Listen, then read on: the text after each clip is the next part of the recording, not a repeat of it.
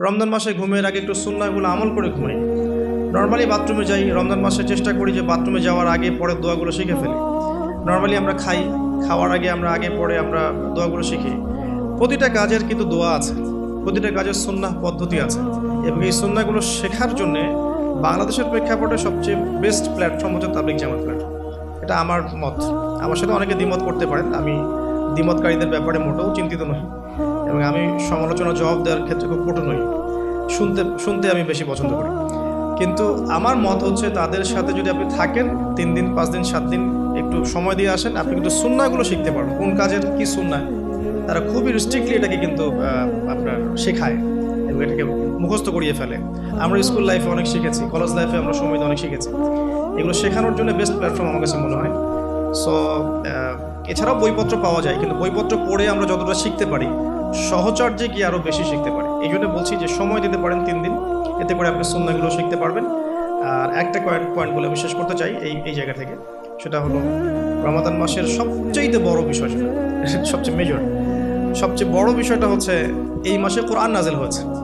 So এই মাস মানেই কোরআন। আপনাকে এই মাসে অন্য বইপত্র পড়াও বন্ধ করে ফেলতে হবে। যদি আপনার এক্সাম থাকে সেটা আলাদা বিষয়, আপনি এক্সাম আছে, আপনি পড়ছেন, পরীক্ষা দিবেন, সেটা আলাদা বিষয়। আর দেখা যায় বেশি এক্সামগুলো এই মাসেই হয়ে যায়, খেলাধুলার সিজন এই মাসে হয়ে যায়। হ্যাঁ, দেখবেন world cup cricket, world cup football, অমুক কাপ তমুক লিগ সব এই মাসেই হয়। এগুলোও কাকতালীয়ভাবে হয় না আসলে। এই মাসেই দেখবেন যে ফিলিস্তিনের উপর হামলা হতে পারে, এই মাসে দেখবেন মুসলিমদের নির্যাতন বেড়ে যায়। এই মাসটাকে টার্গেট করা হয় আর কি। যাই হোক, এই মাসে বাজার বেড়ে যায়, বাজারের দাম, জিনিসপত্রের দাম বেড়ে যায়, সিন্ডিকেট বেড়ে যায়, নিত্য প্রয়োজনীয় দাম বেড়ে যায়। এই মাসটাকে কেন্দ্র করে অনেক শয়তানি কাজও হয়ে যায়, কারণ শয়তান তো জানে যে এই মাসে তো আমি লক থাকবো। তো এই মাস আসার আগে আমাকে কাজগুলো পুরো প্ল্যানিংভাবে করে ফেলা উচিত, যাতে করে আমি লক থাকলেও সিস্টেম চলতে থাকে।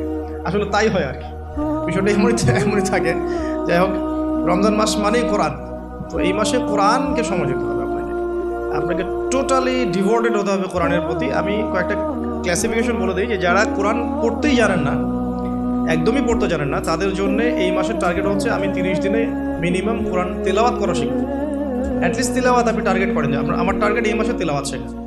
যারা তিলাওয়াত করতে জানেন তাদের টার্গেট এই মাসে একবার হিফজ করা, একবার রিডিং পড়া, একবার খতম দেওয়া, জাস্ট খতম। আপনি শুরু থেকে শেষ পর্যন্ত একবার খতম দিবেন। পার ডে আপনি একটা করে পারা তিলাওয়াত করবেন। যে তিলাওয়াত করতে পারে তার জন্য এটা, যে হিফজ করেছে তার জন্য এই মাসের টার্গেট হচ্ছে তাকে আবার পুরো হিফজটাকে এই মাসে চর্চা করতে হবে। এটা তার লেভেলটা একটু বেশি, লেভেল ওয়াইজ এক এক মানুষের যোগ্যতা এক এক রকম। কেউ তিলাওয়াত করতেই জানে না, তার টার্গেট হচ্ছে আমি এই মাসে তিলাওয়াত করা শিখব। অনলাইনে হোক অফলাইনে হোক, এনি হোক আপনাকে শিখতে হবে। অনলাইনে কোর্স করানো হচ্ছে, অনেকে করাচ্ছে, আপনারা যুক্ত হয়ে শিখেন। অফলাইনে শিখতে পারলে বেশি ভালো হয়। তারপরে যে তিলাওয়াত করতে জানে, ডেইলি একটা করে পারা পড়লে তার 1 মাসে 1 খতম হয়ে যাবে ইনশাআল্লাহ। যে হাফেজ, সে এই পুরো মাসটাতে কোরআনটাকে হিফজ করবে, আবার হিফজ করবে, চর্চা করবে, তারাবির নামাজ পড়াবে, দেখবেন তার হিফজটাকে সে আবার রিগেইন করতে পারবে।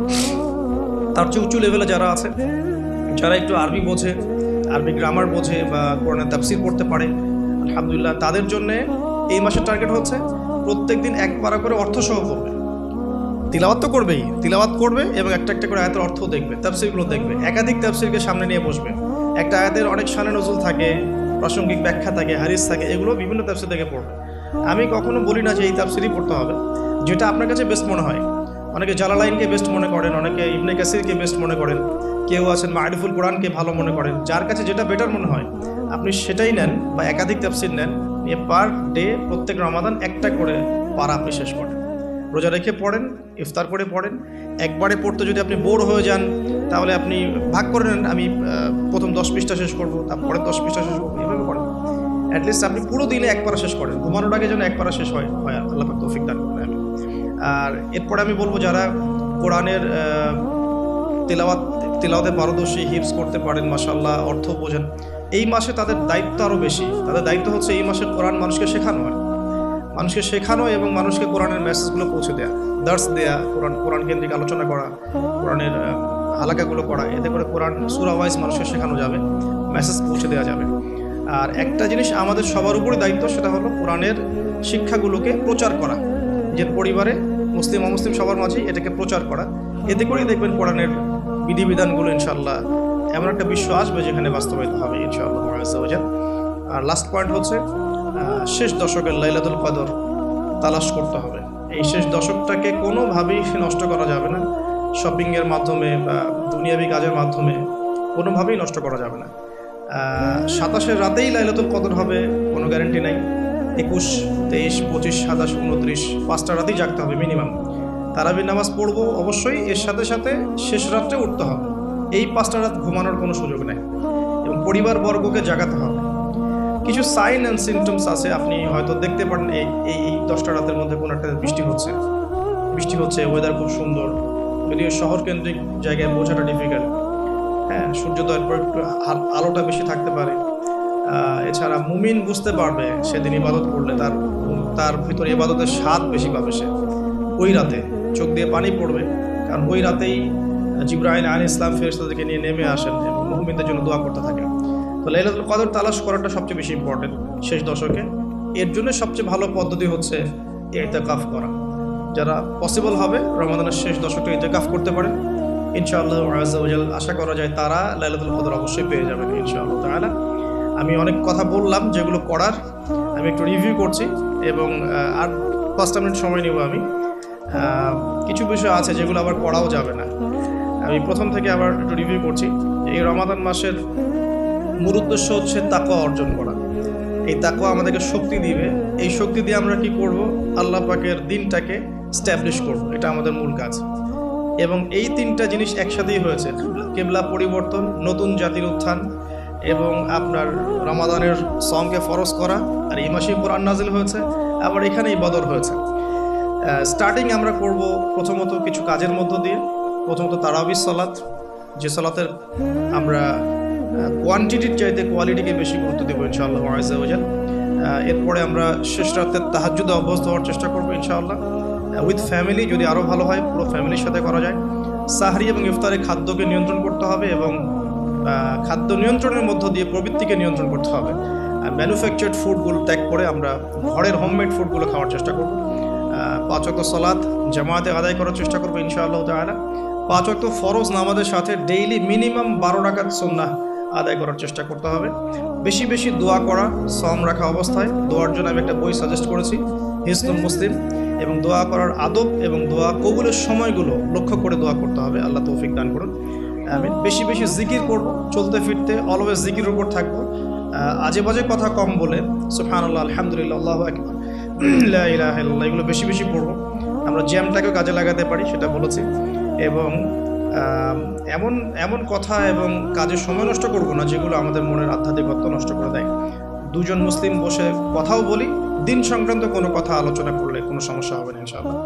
ইস্তেগফার করবো ইনশাআল্লাহ বেশি বেশি করে, নিজের পাপকে লিস্ট আউট করতে পারি, ইন্ডিভিজুয়ালি ক্ষমা চাওয়া পাপের জন্যে, আমভাবে ক্ষমা চাওয়া, আর মানুষের সাথে জড়িত যে হকগুলো আছে এগুলোকে ফিরিয়ে দেওয়ার চেষ্টা করা। যদি না পারি ফিরিয়ে দিতে, তাহলে আল্লাহর কাছে আমার যে অপারগতা এটা প্রকাশ করা, যে আল্লাহ আমি চেষ্টা করেছি এরপরেও পারলাম না, আল্লাহ ওই ব্যক্তির তুমি কল্যাণ করে দিও বা মঙ্গল করে দিও, আমাকে মাফ করে দিও। এরপর আমরা জাকাতগুলো লিস্ট আউট করবো, জাকাতগুলোকে প্রদান করব। এটাকে সামগ্রিকভাবে আদায় করতে পারলে বেশি ভালো হয়, মসজিদ, মাদ্রাসা বা সংগঠনগুলোর উদ্যোগে। আল্লাহ পাক তৌফিক এনায়েত করুন। বেশি বেশি নফল সাদাকা করব আমরা, স্পেশালি সাদাকাতুল ফিতর।